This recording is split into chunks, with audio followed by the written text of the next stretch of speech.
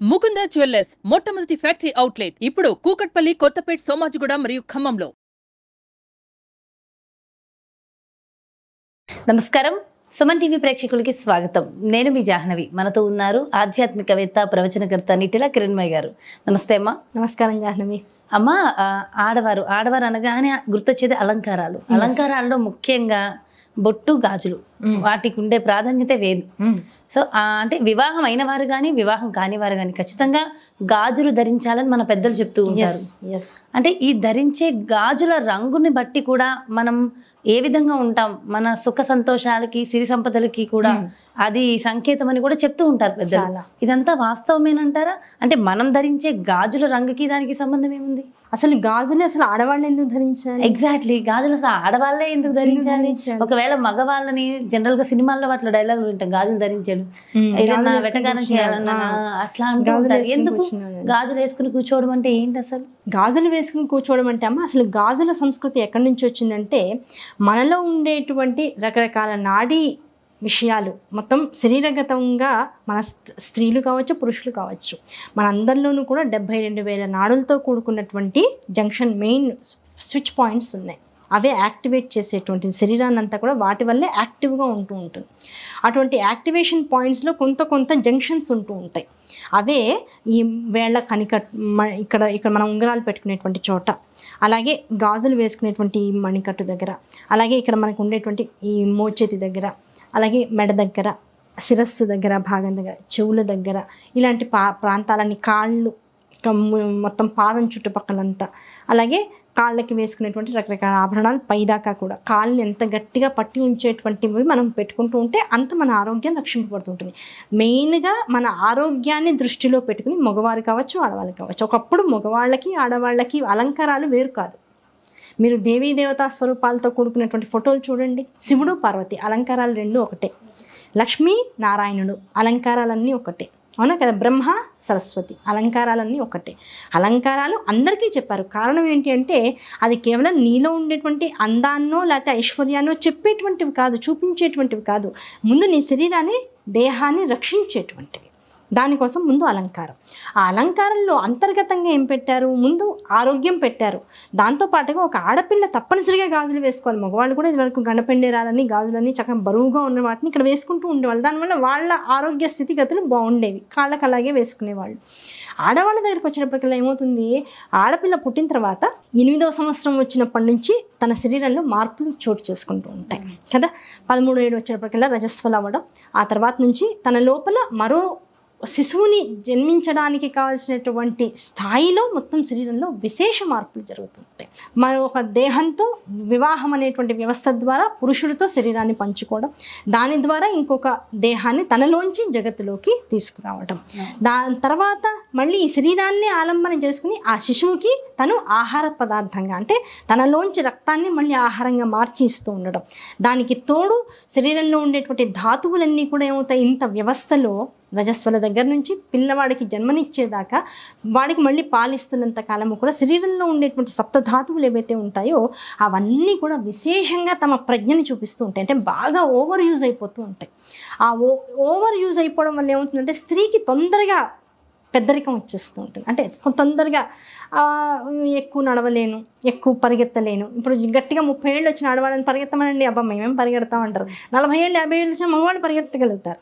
ఆడవాళ్ళు వెంటనే మొహమాట పడతారు, శరీరం సహకరించదు. కారణం ఏంటంటే శరీరంలో మన ధాతు లక్షణాలు వాటి యొక్క చైతన్యాన్ని తగ్గించేసుకుంటూ ఉంటాయి. కారణం వాటిని మనం సరిగా చూసుకోకపోవడం. ఆ చూసుకోకపోవడం ఒకటి ఆహార లోపం అయితే, రెండవది అలంకారం సరిగా చేసుకోకపోవడం.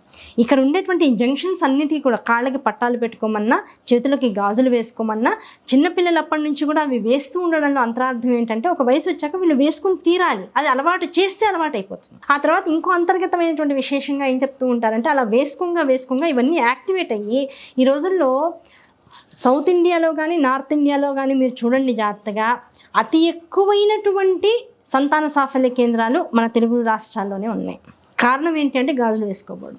ఈ గాజులు ఇక్కడ ఉండేటువంటి ఈ నాడీ వ్యవస్థకి అతి దగ్గరగా కనుక ఇలా మూవ్ అవుతూ ఉంటే వీటి వల్ల గర్భసంచి దగ్గర వెలువడేటువంటి ఆ కెమికల్స్ ఏవైతే ఉంటాయో అవి సత్వరమైనటువంటి అండాలని విడుదల చేస్తూ ఉంటాయి. దానివల్ల చక్కటి పిల్లలు పుట్టేటువంటి అవకాశం ఉంటుంది. ఇవి మనల్ని యాక్టివేట్ చేస్తూ ఉంటాయి. మన లోపల తెలియకుండా ఉండేటువంటి ఎంతో వ్యవస్థని చక్కగా అవి కమ్యూనికేట్ చేస్తూ ఉంటాయి.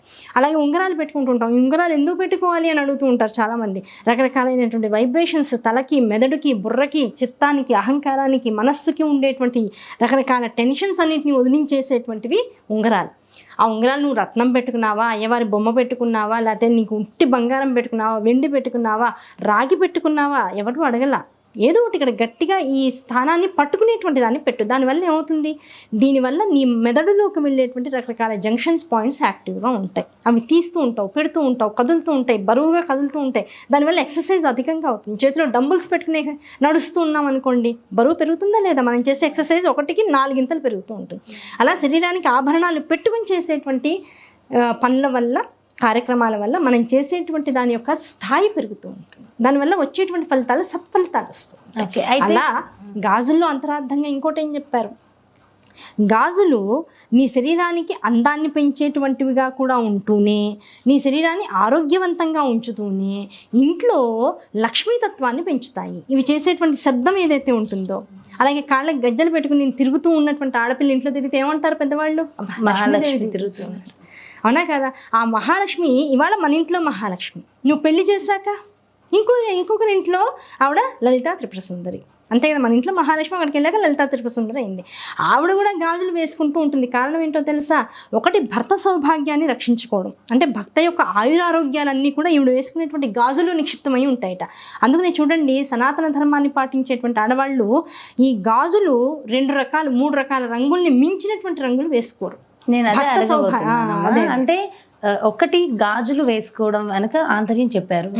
దీంట్లో కేవలం మట్టి గాజులే వేసుకోవాలా, ప్లాస్టిక్ ఇంకా స్టీల్ ఇలా రకరకాల గాజులు కూడా వస్తున్నాయి కదా, అవి వేసుకున్న సేమ్ ఫలితం ఉంటుందా? నేచర్తో నువ్వు దగ్గరగా ఉండాలంటే ఏం గాజులు వేసుకోవాలి? నేచర్కి కనెక్ట్ అయింది మట్టి గాజు.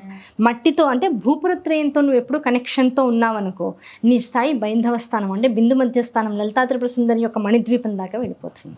నువ్వు భూపురత్రయం అంటే భూమితో నువ్వు కనెక్షన్ పెట్టుకోలేదు. అవన్నీ కూడా అనవసరమైనటువంటి తేలికైనటువంటి విషయాలు, ఎప్పటికీ ఉండిపోయే విషయాలు చెత్తా చెదరంగా మారిపోతాయి. ప్లాస్టిక్ చూడు, పంచభూతాల్లో కలవదు నీకు, అది ఒక వేస్ట్ వస్తువు. మరి రంగుల సంగతి వస్తే రంగుల సంగతి వచ్చేటప్పటికల్లా 3 రంగులు ప్రతిపాదించింది శాస్త్రం.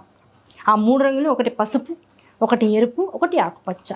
ఈ 3 రంగుల కాంబినేషన్లో నిత్యము నీ చేతికి గనక, పైగా దానికి సంఖ్య కూడా చెప్పారు జాహ్నవి.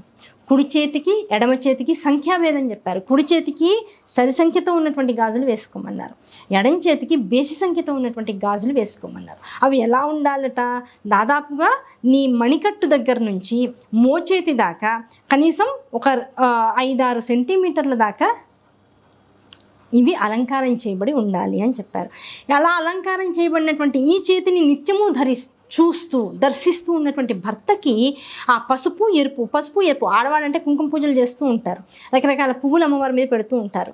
అలా అటువంటి చేతులతో కూడుకున్నటువంటి అటువంటి మంగళకరమైనటువంటి ఆ రంగుల్ని 2 భార్య చేతికి నిత్యము చూస్తున్నటువంటి భర్తకు కూడా ఆ పసుపు కుంకుమలతో మిళితమైనటువంటి నేచర్తో దగ్గరగా ఉండేటువంటి అవకాశాన్ని భార్య కల్పిస్తూ ఉంటుంది. అందుకని ఈ 2 రంగులతోనూ దగ్గరగా ఉండు భర్తకి. ఆ 2 రంగుల్ని నిత్యం దర్శిస్తూ ఉండు. 2 కాదు 3 రంగులు చెప్పుకున్నాం, ఒకటి పసుపు, ఎరుపు, ఆకుపచ్చ. ఈ 3 రంగుల్ని కనుక నిత్యము ధరించినట్లయితే జీవితంలో మంగళకరమైనటువంటి విషయాలే జరుగుతాయి. ఈ 3 రంగులతో కూడుకున్నటువంటి గాజులు ధరించావా, మంగళము సౌభాగ్యము నీ వంత అయిపోతూ ఉంటుంది. అలాగే ఏ ఇంటి నుంచి అయితే ఈ ఇంటికి నువ్వు వచ్చావో ఆ ఇంట్లో మీ అమ్మకి అన్నదమ్ములు ఉంటారు. వాళ్ళెవరు? నీకు మేనమామలు కదా. అంటే అమ్మ యొక్క పుట్టిల్లు. అమ్మ యొక్క పుట్టింట్లో మేనమామలకి ఐశ్వర్యం కలిసి రావాలనుకో, వాళ్ళు బాగుండాలనుకో, నువ్వు పగిలిన గాజులు వేసుకోకూడదు. మట్టి గాజులు, ఒకటి నీకు మట్టి గాజులు ఎందుకు వేసుకోమన్నారు? నేచర్కి దగ్గరగా ఉండడం అని ఒక రూల్ చెప్పుకున్నాం. ఆ నేచర్కి దగ్గరగా ఉండే సమయంలోనే మట్టి గాజులు పగిలినాయి అనుకో, ఆ పగలడం దేనికోసం? దృష్టి దోషాన్ని తీసేస్తాయి. నువ్వు ఎంత మట్టి గాజులు వేసుకుని అవి పగులుతూ ఉంటాయో నీకు ఒకళ్ళ చెడు దృష్టి నీ మీద దాకా రాదు. ఇవి రక్షణ కవచంగా నేను ఆపేస్తూ ఉంటాయి. సో మట్టి గాజులు పగిలినప్పుడల్లా నీకు దృష్టి దోషం పోయిందని అనుకుంటూ ఈ రోజుల్లో అట్లా పగిలి బ్లడ్ వస్తుందని అసలు గాజులు వేసుకోవడమే మానేస్తారు. శరీరం మీద ఘాట్లు పడుతున్నాయని, పిల్లలకి గీరుకుంటుందని రకరకాల కారణాలు. మేమందరం పిల్లల్ని పెంచాం, బాగానే పెంచాం, ఎవరికి ఏమి గీరుకోలేదు, ఎలాంటి యాక్సిడెంట్స్ జరగలేదు. అది కేవలం వద్దు అనుకోవడానికి రకరకాల కారణాలను వెతుక్కోవడం అంతే. మరి బంగారం గాజులు వేసుకుంటారు కదమ్మా? బంగారు గాజులు వేసుకుంటారు. బంగారం ఎంతవరకు నీకు, అది ఓ 10 గాజులు వేసుకో, నీకు బోల్డ్ కోటీశ్వరాలివి, 10 గాజులు వేసుకో, ఎలాంటి సౌండ్ వస్తుంది? జైళ్లలో సంఖ్యలు బిగించినటువంటి ఖైదీలు నడుస్తుంటే వచ్చే సౌండ్ వస్తుంది, అవునా కాదు? అంటే ట్రూలీ స్పీకింగ్, నేను ఎవరి మనోభావాలు దెబ్బతీయడం కోసం మాట్లాడట్లా. అదే ఏమీ లేనటువంటి గుడిసెలో ఉన్నటువంటి స్త్రీ 4 మట్టి గాజులు వేసుకుని తిరుగుతుంటే అమ్మాయి చేసే ప్రతి పనిలోనూ లక్ష్మీతత్వం తిరుగుతూ ఉంటుంది. ఏమంటే అక్కడ ఐశ్వర్యం ఉంది, ఇక్కడ ఐశ్వర్యం లేదు అంటే అక్కడ కనపడే ఐశ్వర్యం ఉంది, ఇక్కడ అనుభవించే ఐశ్వర్యం, అవునా కాదా? కనుక ఏ గాజులైతే నిత్యము స్త్రీలు ధరించాలని శాస్త్రం చెబుతోందో అందులో తన కుటుంబ సౌఖ్యము సౌభాగ్యము ఉంది. అలాగే తల్లి, ఏ ఇంటి నుంచి అయితే నువ్వు ఇంటికి వచ్చావో నీ పుట్టింటి వారి యొక్క సౌభాగ్యం ఉంది. దాంతోపాటుగా ఆ తల్లిని నీకు ఇచ్చినటువంటి వారి పుట్టింటి వారి సౌభాగ్యం కూడా ఈ ఆడపిల్ల చేతుల్లో ఉండేటువంటి గాజుల్లోనే నిక్షిప్తం చేశారు. పగిలిన గాజులు వేసుకోకమ్మా, మేనమామకి అరిష్టం అని చెప్తారు. బద్దలైందంటే గాజు వెంటనే విరగొట్టేయాలి, తీసేసేయాలి. అవి మన గాజులు ఎంత ఆరోగ్యవంతంగా ఎంత చక్కటి సౌండ్ చేస్తూ ఉంటాయో వాళ్ళంత ఆనందంగా ఉన్నారనేటువంటి ఒక సంకేతం చెప్తారు. దాంతోపాటుగా ఇంకొక రహస్యం ఏం చెప్తారంటే, గాజుల నోము, గాజుల గౌరీ వ్రతం అని ఒకటి చేయిస్తారు ఆడపిల్లలతో. గాజుల గౌరీ వ్రతం చేయిస్తే అసలు ఏం జరుగుతుందో తెలుసా జాహ్నవి?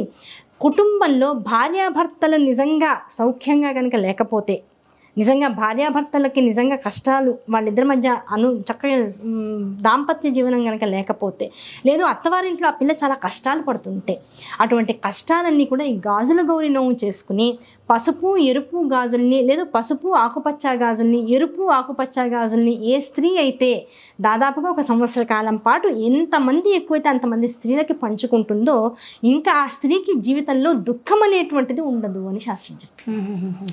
గాజుల గౌరీ ఒక్క వ్రతం చేయడం వల్ల జీవితంలో ఏ మాసంలో చేస్తారు? మామూలుగా రథసప్తమి వస్తుంది కదా, మాఘమాసంలో వచ్చేటువంటి సప్తమి తిథి నాడు రథసప్తమి అనేటువంటి నోవు నోచుకుంటాం.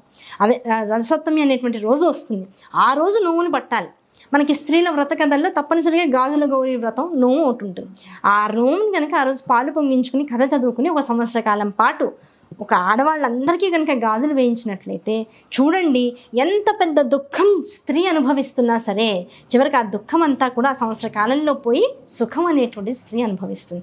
గాజుల వెనకాల స్త్రీ యొక్క సుఖాన్ని, సౌభాగ్యాన్ని, ఆనందాన్ని, దాంతోపాటుగా 10 మందికి పంచగలిగేటువంటి ఐశ్వర్యాన్ని ఇంత పెట్టి భర్త యొక్క ఆయురారోగ్యాల్ని కూడా అంతర్లీనంగా నిక్షిప్తం చేసి స్త్రీ యొక్క ఆరోగ్యాన్ని కూడా దృష్టిలో పెట్టుకుని స్త్రీని కూడా ఉద్ధరించేందుకు కావాల్సినటువంటి విధానాన్ని పెట్టి ఎంతమంది జీవితాల్ని ప్రకృతితో అనుసంధానం చేయగలిగేటువంటి టెలికమ్యూనికేషన్, ఈ సౌండ్ ద్వారా ప్రకృతితో ఎప్పటికప్పుడు కమ్యూనికేట్ అయ్యేటువంటి శక్తిని కూడా స్త్రీకి ఇచ్చి తను చేసే ప్రతి పనిలోనూ కూడా నాదాన్ని అనుసంధానం చేసుకుంటూ ఉంటుంది గాజులు చేతికుంటే. సో నాదానుసంధానం అవుతుంది. ఆ నాదానుసంధానం చేయగలిగిన వాడు, పట్టుకోగలిగిన వాడు పరమేశ్వరుడు ఒక్కడే.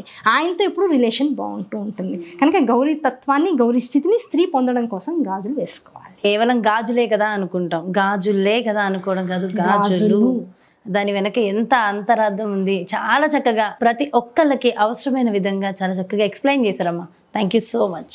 నమస్కారం. చూసారు కదండి, గాజులే కదా, వేసుకుంటే ఏంటి వేసుకోకపోతే ఏంటి అని చాలా మంది అనుకుంటూ ఉన్నాం కదా.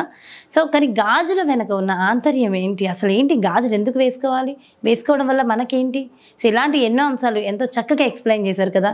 మరో చక్కటి వీడియోతో మళ్ళీ మీ ముందుకు వచ్చేస్తా. నమస్కారం.